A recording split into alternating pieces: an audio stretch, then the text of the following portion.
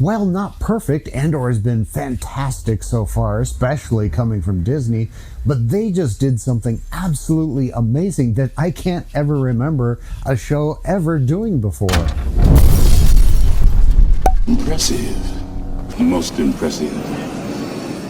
Yeah, Andor absolutely blew me away this week, and I'm going to cut right to the chase and tell you what I mean.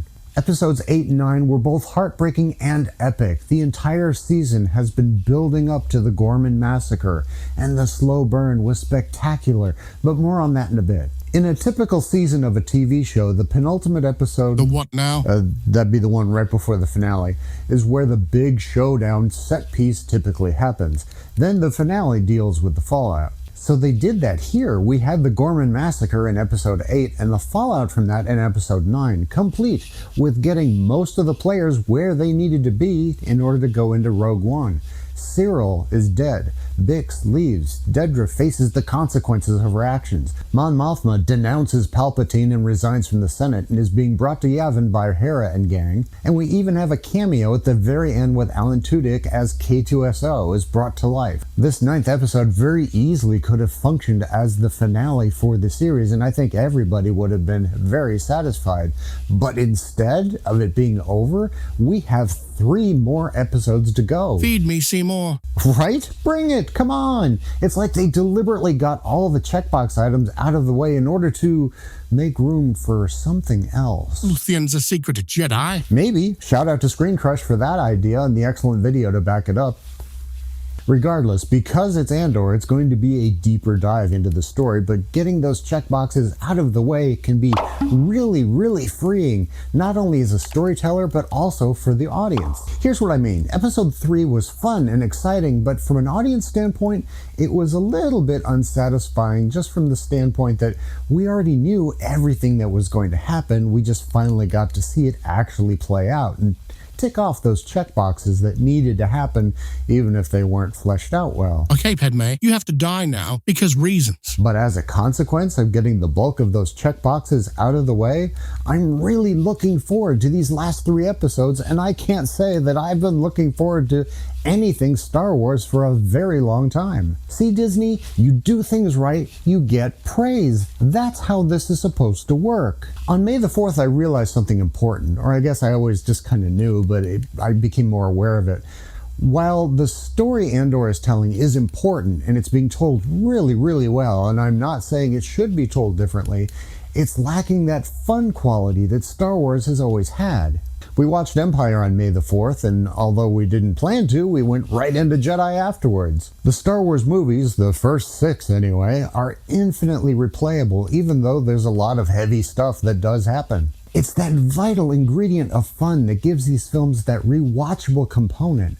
I don't see anyone whipping out Andor on a May the 4th in the future. Especially with that scene. All right, let's cover that for a moment. George was a master at implication. Let the audience's mind do the work for you. We see Anakin activate his lightsaber. We don't need to see him actually killing the younglings. We don't really see Han being tortured on Bespin. Harrison Ford sold it with his screams, which was far more effective. I actually heard about this Andor scene before I saw it, which I think was the actual goal. Just to stir controversy and just to get people talking. While it wasn't as bad as I thought it was going to be, it still didn't need to be there. Not in Star Wars. We actually get everything we need in the previous scene where Bix and the Imperial officer meet each other for the first time. His intentions are pretty clear, and it's pretty obvious that he probably has a track record of this kind of slimy behavior. That's all that was needed. That's where George would have left it. And to me, Tony Gilroy's rationalization for doing it was more offensive than the actual scene, and reinforced my sense that this was nothing more than a stunt to draw attention to the show, which is additionally offensive for diminishing the experience of actual victims of SA by turning it into some kind of prop. Let's face it, the conversation it generated wasn't about Gilroy's assertion that this happens in these kind of power dynamics. Everybody knows that. The conversation was only about whether it needed to be in Star Wars.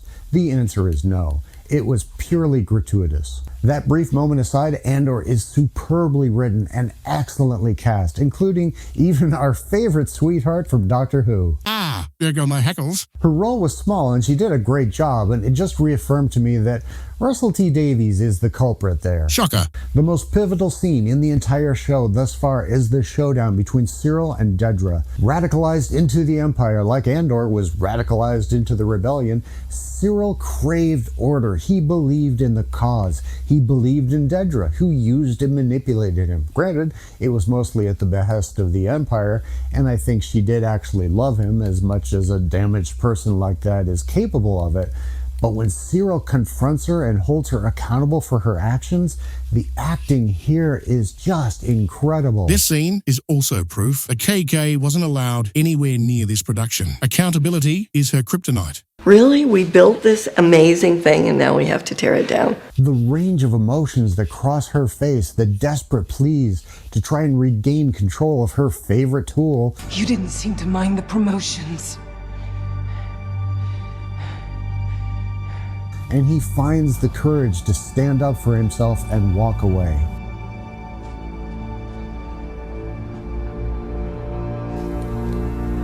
Good luck, Dedra. This is the prestige level television we've been craving for. More people need to be talking about this show. Even if someone isn't a fan of Star Wars, I think there's a deep human reality that everyone can connect and resonate with. Like a lot of people, we've come down hard on Disney for the garbage they've been spewing out for the last decade or so, and rightfully so. But by the same token, if we want things to get better, we have to reward them for the things they're doing right. And Andor is definitely one of those things. If you know of people who are not watching the show, tell them to go watch this show. What do you guys think? Let us know in the comments and stay fresh, cheese bags.